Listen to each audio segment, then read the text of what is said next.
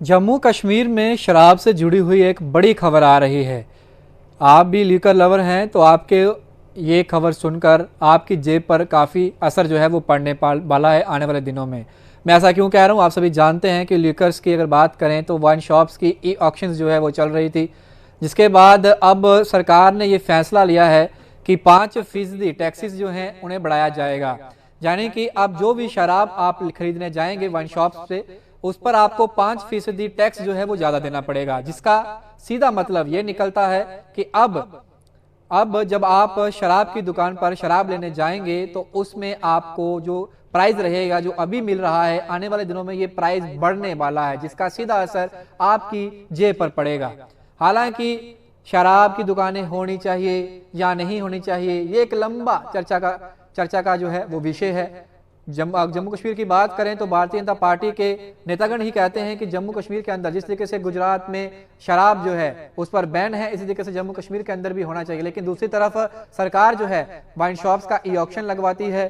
Wine shops के लिए जो है वो आने वाले दिनों में किस तरीके से ई ऑक्शंस के थ्रू बाहर के ट्रेडर्स को जहां लाया जाता है और उनकी नीलामी की जाती है, लाइसेंस की नीलामी की जाती है, ये तमाम चीजें जो हैं पॉलिटिकल मैं स्टंट कहूं या पॉलिटिकल डिप्लोमेटिक तरीके से इसको बनाया जा रहा है। ये मैं कुछ इस पर टिप्पणी नहीं करना चाहूंगा, लेकिन इस समय मैं सिर्फ इतना बताना चाहता हूं कि सरकार ने एक फैसला लिया है जिसमें सरकार ये चाहती है कि टैक्सेस को बढ़ाया जाए और लिकर्स पे ऊपर ये टैक्सेस बढ़ेंगे। अब 5% टैक्सेस को जब बढ़ाया जाएगा तो डेफिनेटली जो लिकर्स प्राइसेस रहेंगे उसमें भी इजाफा देखने को मिलेगा। यानी कि अब जो भी शराब आप दुकान से लेने जाएंगे उस पर जो उसकी कीमत रहेगी वो बढ़ी हुई आपको मिलेगी। अब इसका असर कितना पड़ेगा, क्योंकि डायरेक्टली बेनिफिट रहता है सरकार को, जब भी लिकर्स जो है जितनी ज्यादा सेल्स होती है उतना ज्यादा टैक्स जो है वो सरकार को मिलता है और सरकार का सबसे बड़ा रेवेन्यू एसेट है अगर वाइन शॉप्स की बात करें तो। अब सरकार ने फैसला लिया है कि 5% इसमें इजाफा किया जाएगा।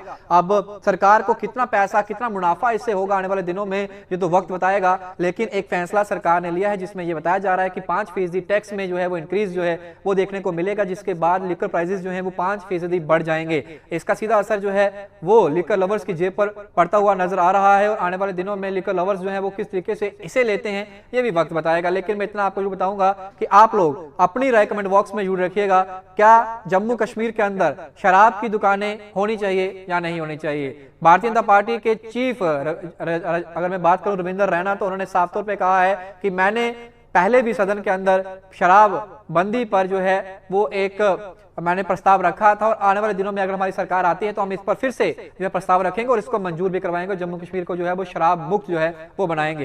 क्या वाकई में वो चाहते हैं? आप अपनी राय कमेंट बॉक्स में जरूर रखिएगा। बाकी तमाम डेट्स के लिए बन रही बाहु एक्सप्रेस पर इधर लोग रखे साथ शुभ लगे बाहु एक्सप्रेस के लिए जय हिंद।